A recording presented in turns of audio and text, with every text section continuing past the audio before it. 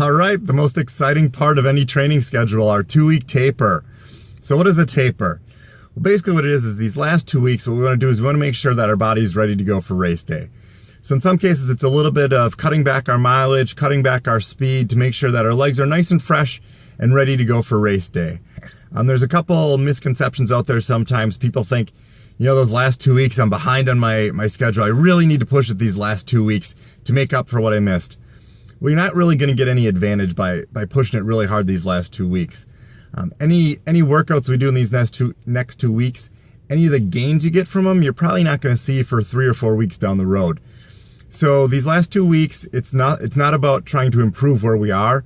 The idea is to stay where we are from an overall fitness level, but then freshen up our legs so they're ready to go. So we'll cut back our mileage a little bit. We're going to cut back on some of the intensity.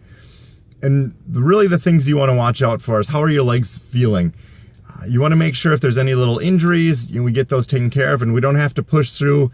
If the schedule says 6 miles and you got a little bit of a twinge, you can cut them short on these 2-week taper. But what you don't want to do is you don't want to just cut it way back and do absolutely nothing. After about 2, 3, 4 days of no running, you actually see a decrease in your overall performance. So in these last 2 weeks, the main thing to remember is anything you do, it's not going to improve you, but anything you don't do can take you a step back.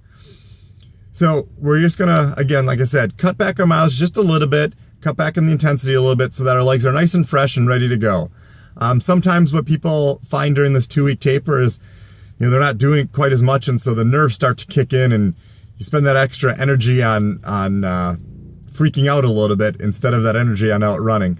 So don't be concerned if you get a little, you're a little antsy that you haven't done enough in these last 2 weeks. That's a normal feeling that people get. They don't know what to do with all their spare time of having the time that they were spent running.